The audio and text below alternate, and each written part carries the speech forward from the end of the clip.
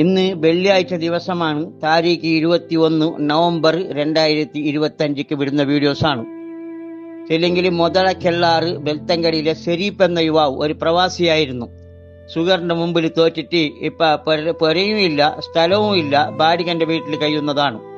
ബാഡിക കൊടുക്കാനും പൈസയില്ല, മരുന്ന് കൊണ്ടുവരാനും പൈസയില്ല, ഭക്ഷണം കഴിക്കാനും പൈസയില്ല എന്നുള്ള രീതിയിലുള്ള പൊരന്റെ നാഥൻ കിടത്തത്തിലായെങ്കിൽ എന്താവും, ആ രീതിയിലുള്ള ആ സീനിലാണ് ഈ ഒരു ഷെരീഫ് എന്ന യുവാവിന്റെ അവസ്ഥ.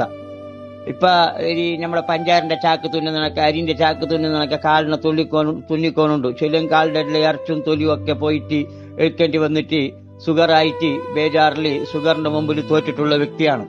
എല്ലാവരും ഇൻഷാ അല്ലാഹ് സോഷ്യൽ മീഡിയയിൽ വർക്കാക്കുന്ന എല്ലാ മുത്തുമണികളും നിങ്ങൾ ഈ വീഡിയോനൊന്ന് ഷെയർ ആക്കിയിട്ട് നിങ്ങളെ കയ്യിൽ അള്ളാഹു തന്ന ആ സന്തോഷത്തിന്, റഹ്മത്തിന്, ബർക്കത്തിന് എന്തെങ്കിലും ഒരു 10 രൂപ ചായ കുടിക്കുന്ന പൈസ എല്ലാവരും കൊടുത്തിട്ട് ശേഖരിക്കണം.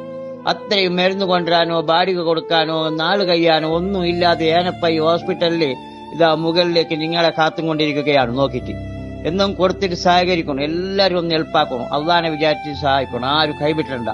ഷെരീഫ് എന്ന യുവാവ് പ്രവാസിയായിട്ട് കഷ്ടപ്പെട്ടിട്ടൊക്കെ നാള് കഴിഞ്ഞുകൊണ്ട് യുവാവാണ്. ഷുഗറിന് മുമ്പിൽ തോറ്റിട്ട് ഇപ്പൊ ഇന്ന് കിടത്തത്തിലാണ്. കാലിനൊക്കെ തുന്നിക്കോണുണ്ട്. അള്ളാഹ് കാണുമ്പോൾ ബേജാറാണ്. നമുക്ക് വരുന്നതായ മാരകമായ രോഗം അള്ളാഹു തട്ടി ദൂരത്താക്കി തന്നെ നമുക്ക് ഒരുപാട് പണവും ധനവും സമയവും ഹോസ്പിറ്റലിൽ കിടക്കുന്ന ബെഡും ഒക്കെ ലാഭമായിട്ട് നമുക്ക് കിട്ടും. അള്ളാഹു നമ്മളതെല്ലാവരും സന്തോഷത്തിലാക്കട്ടെ. നമുക്ക് അള്ളാഹു ബർക്കത്തും റഹ്മത്തും നൽകട്ടെ.